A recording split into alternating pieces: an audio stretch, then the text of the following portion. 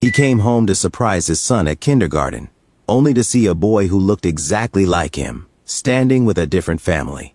What began as a joyful reunion turned into a mystery no parent ever expects. Who was this boy who looked exactly like his son but not someone he knew? Listen to today's story until the end to find out, and please let us know where you're listening from. Please also subscribe to our channel. The train rocked gently as it sped through the snowy plains of North Dakota. David Collier sat by the window, staring blankly at the white expanse outside. Oil rigs stood like frozen metal beasts on the horizon. After 3 months working grueling shifts in the Willow Creek oil fields, he was finally going home. He clutched a small box wrapped in plain paper, his son Noah's 4th birthday gift. A plastic firefighter helmet. Cheap, but the best he could afford. His fingers trembled with exhaustion, but his heart held one emotion: anticipation. He was going to surprise his boy at kindergarten before heading home to see his wife, Rachel. David stepped into the sunny but brisk schoolyard of Lincoln Elementary. He scanned the children running and laughing, looking for Noah's mop of brown curls. Then he froze. A boy stood at the far end of the playground, and David's heart nearly stopped. He wasn't just similar, he was a mirror image of his son. Same soft brown curls that bounced as he moved, same bright eyes full of mischief and wonder, the same tiny dimple on his left cheek, even the small scar above the right eyebrow. The resemblance was so perfect it was chilling. David stared, his mouth slightly open, unable to process what he was seeing. The name tag on the boy's coat read, Eli Turner, but he might as well have been looking at Noah. His legs felt weak, and a cold shiver ran down his spine as questions he never imagined began racing through his mind. David blinked. Was he imagining things?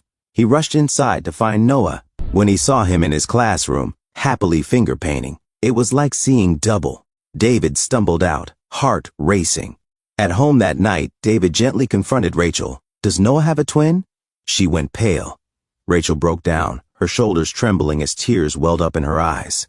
4 years ago, during childbirth at St. Luke's Regional Medical Center, everything had unraveled in a matter of minutes. She had hemorrhaged badly.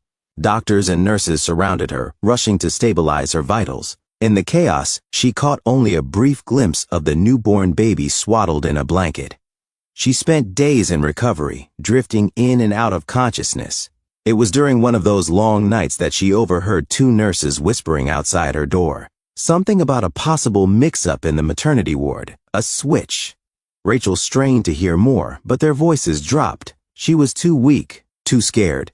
And deep down she made a decision she never thought she would make, to trust what she was given and move forward. "I thought I was dying, David," she whispered. "I didn't want you to lose everything. I convinced myself the baby they gave me was ours. And then, I just tried to forget." David couldn't sleep for days. He began watching the Turner family from his truck, parked near their suburban home. Eli's parents, Matthew and Lisa Turner, looked kind, wealthy, loving. David felt like a criminal peering through their windows, but he had to know. He researched birth records late into the night, poring over hospital archives, county registries, and adoption filings. Then he found it. The Turners had adopted a baby boy from St. Luke's on the same day Rachel had given birth. The record was clean, clinical, and missing something crucial. There was no mention of twins, not a hint. Nothing to suggest 2 lives had entered the world instead of 1. David sat back, heart pounding.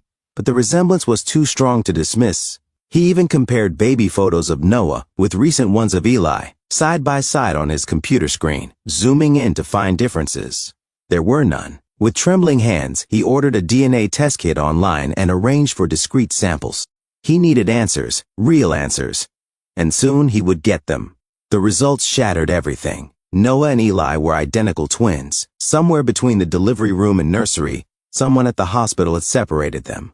One was handed to Rachel, the other to an unsuspecting adoptive family. Rachel had given birth to twins, and there was never a switch. Rather, a twin had been put up for adoption. David confronted the Turners. He asked if they had ever wondered about his background.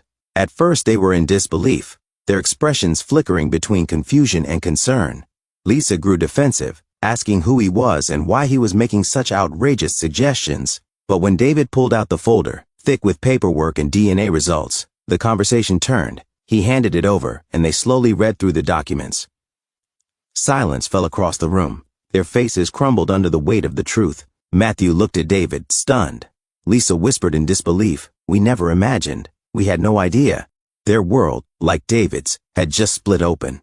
Lisa whispered, we never knew he had parents. Not really. We were told he had been abandoned at birth, that his biological family couldn't care for him. He was placed in our arms as a newborn, and we loved him from that very moment. The legal system got involved, launching a brief but tense investigation into the circumstances surrounding the adoption and the hospital's failure to disclose the existence of twins. Lawyers representing both families filed motions to access confidential hospital records, and the state health board began an internal review of the hospital's maternity practices. There was even talk of negligence lawsuits and possible revocation of the hospital's license if wrongdoing was proven. Despite the emotional toll and the legal complexity, David and Rachel, along with Matthew and Lisa Turner, remained steadfast in their shared priority, the well-being of the boys. But despite the whirlwind of legal terms and courtroom possibilities, both families agreed on one thing: there would be no custody battle. Instead, they chose grace, a mutual understanding that love, not law, would guide their next steps. It was a quiet, powerful decision that put the children first and opened the door to something much bigger than blame. Noah and Eli were slowly introduced to each other, first through playdates, then weekends. The boys instantly clicked as if their souls remembered. Lisa apologized to Rachel through tears. I didn't mean to steal your child. I just wanted to give him a life I thought he wouldn't have. Rachel held her hand. You didn't steal him. The system failed us all. It failed him too. It failed both boys, separating them before they had a chance to even know one another. It left one mother believing she might have been raising someone else's son, and another building her world on a story that was never truly complete. But none of that was your doing. You loved him, and that love matters. In the end, love is what brought us together, not apart. On their 5th birthday, both families threw one party, a celebration that felt more like a reunion of hearts than just a birthday gathering.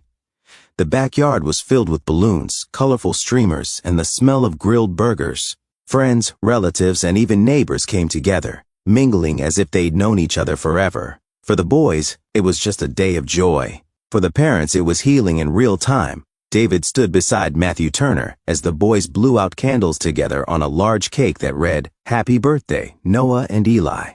He whispered, I still can't believe we didn't know. It's like we missed 5 years we'll never get back. Matthew nodded, eyes misty. But now we do, and now they do too.